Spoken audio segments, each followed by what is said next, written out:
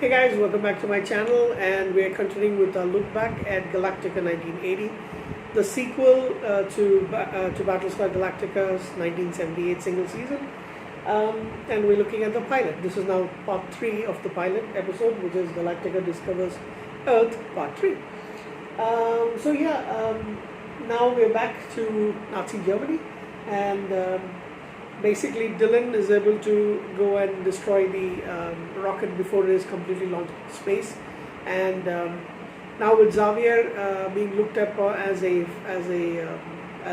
possibly a spy, or because the rocket launch did not happen, or possibly even incompetent, the Nazi general, whoever was over there at that time, has him arrested. And it is actually Troy and Jamie who were there, disguised as Nazi soldiers, who take him into custody. But then they take him away. They also then try and go ahead the convoy, which is supposed to go to Auschwitz. They stop it using their bikes. They fire on the Nazis, and they're able to get all the people to safety. And at the same time, the next day is basically D-Day, so the soldiers can't actually go behind them. They say goodbye to Major Stockwell, as well as the people who were supposed to go into the concentration camp, and then they decide to take, they have to go back to present-day Earth, and they have to take Xavier with them. However, Xavier manages to escape using his invisibility shield or screen, or whatever you call it, and he gets away. And then the rest of them have to, the three of them go back to Earth. Before Troy and Dylan decide to go back to Galactica, they say goodbye to Jamie in a kind of what I would suppose to be one of the most genuine, heartfelt moments on that particular show. This is the scene where initially, before going, they try to go to a diner to have coffee, but the jukebox startles both Troy and Dylan, and they use their gun to actually shoot at it. However, no harm done. And then they leave. However, they notice that the photos of, I don't know how that actually happened, but the photos of both Jamie and Troy and Dylan are actually on the papers, and they decide to take her to the bus stop so she can go back to Los Angeles. This is somewhere outside of Los Angeles.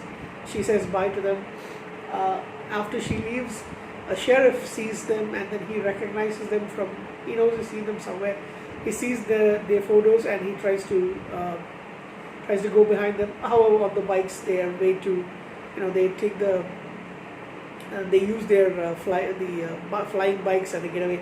Which comes to a question, like they were supposed to be, keeping themselves, at kind of like a low profile, but at the same time, they seem to be using the flying bikes quite a lot in front of the bikers, in front of them, in front of the Nazis.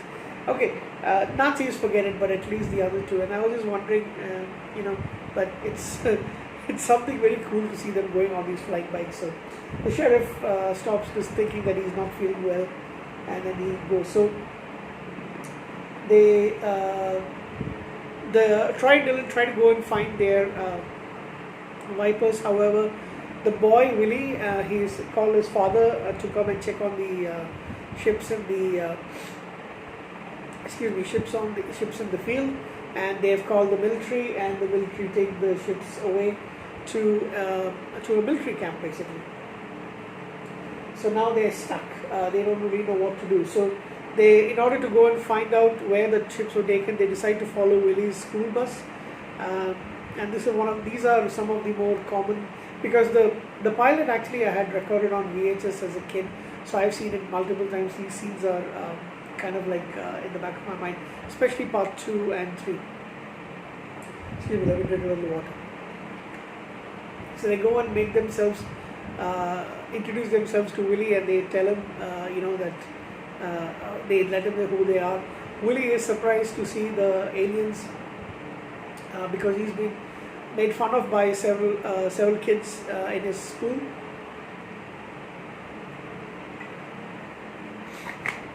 And he wants to go and tell them that these are the aliens, but they make him promise. And then he tells he will tell them where they've been taken.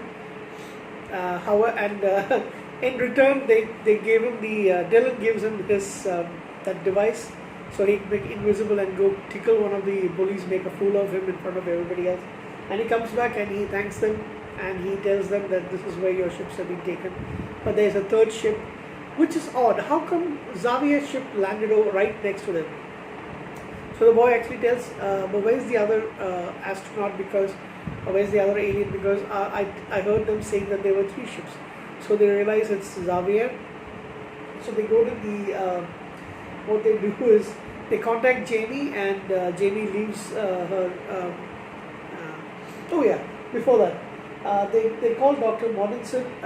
Xavier hears about Dr. Mortensen on a TV interview, talking about these terrorists, and when the interviewer asks him, basically it's Jamie's boss, and he says they weren't terrorists, they were actually concerned citizens or concerned humans who want to help us and all that stuff. So Xavier realizes that Dr. Mortensen is talking about Troy and Dylan.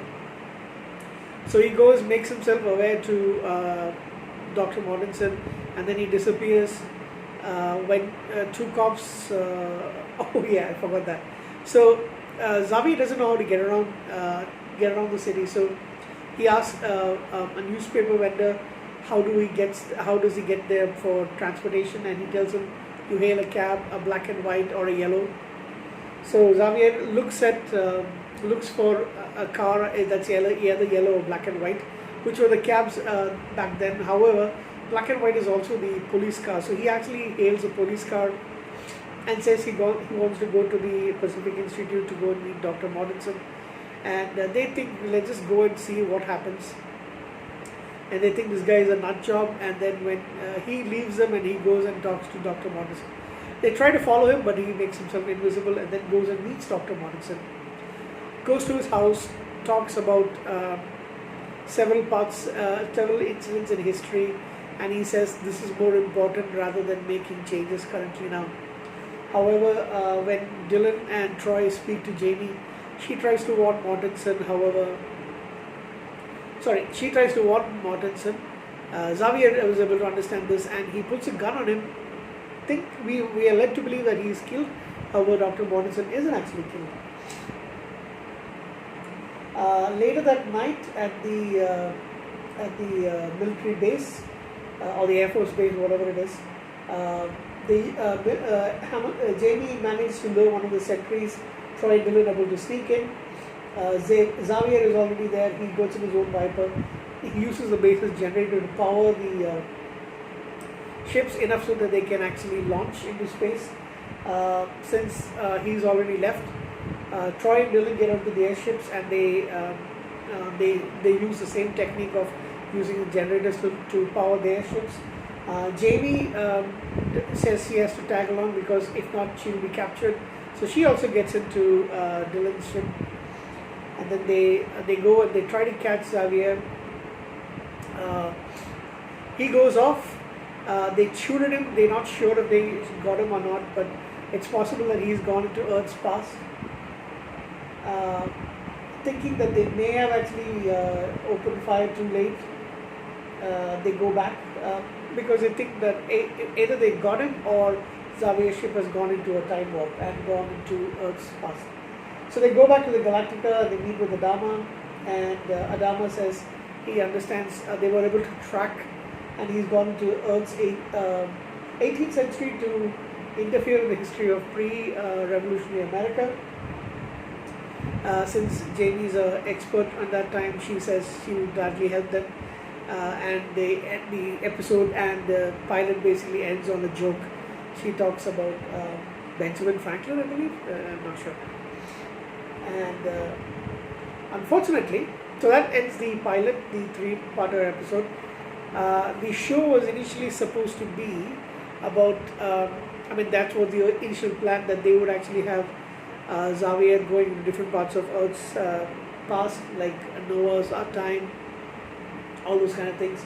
However, and then Troy Dylan along with Jamie would go to stop his efforts. That never came into fruition, and we got more of present day Earth in the next few episodes. and that probably was a shame. They might have, but the budget wasn't there, so I don't think that they could have actually gotten a good, good episodes out of that. This part was dropped after that. They were actually supposed to go to Civil War America. Moses obtaining the Ten Commandments, which is actually not really history, of course. It is fiction. Or he may have gotten something, but I don't actually believe he got it from God or any kind of deity. And it's actually there in a novelization, but they were never made to screen. What else?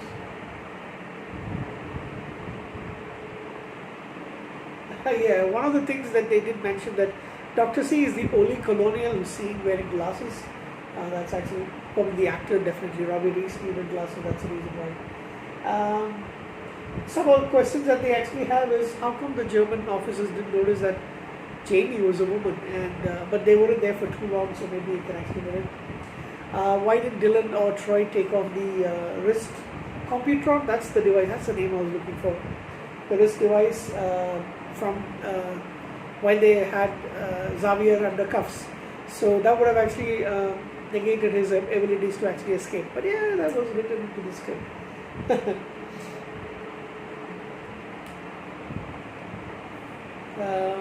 Anything else?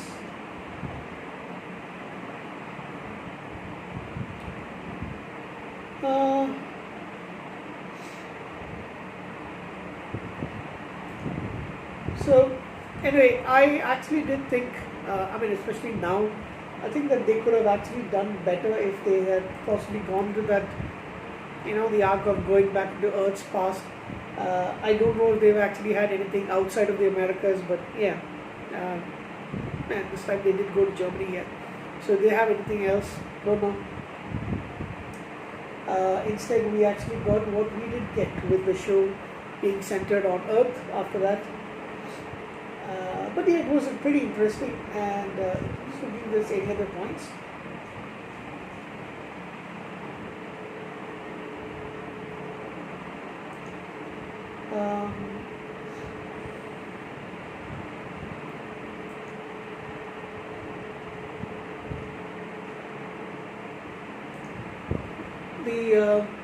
The kid scenes were basically like, I do think that they try to make it as kid friendly as possible and introducing certain things like this, the comedic elements, the kid coming down.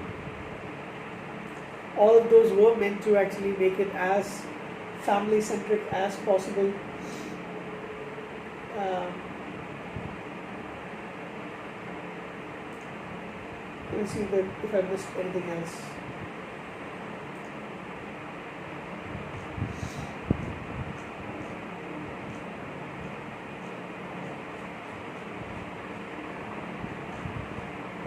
I did forget to mention that Barry Van Dyke is the son of Dick Van Dyke, if I'm not mistaken.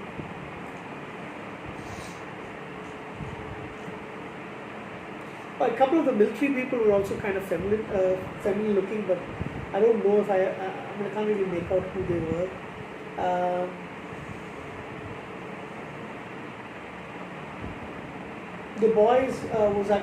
The boy character, the Willie, he was played by an actor named Adam Starr.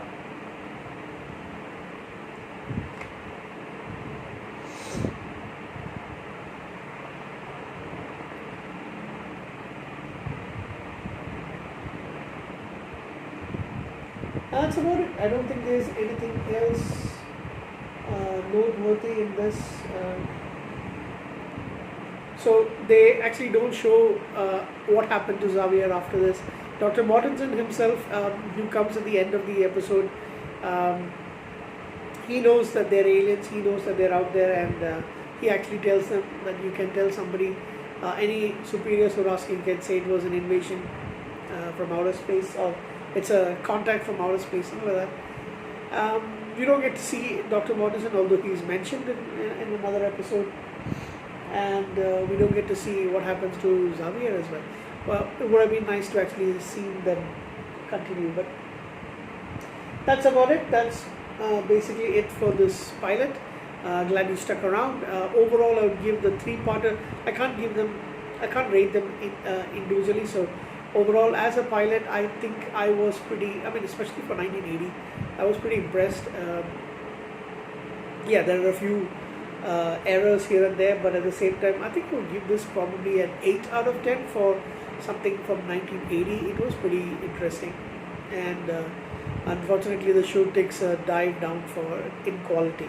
But yeah, thanks for sticking around, and we'll look at the next episodes in the next few days. I hope to watch a few more maybe this coming Monday, and it's pretty interesting. But yeah, the best episode is the last one, which is episode 10. So take care, guys. Have a good night.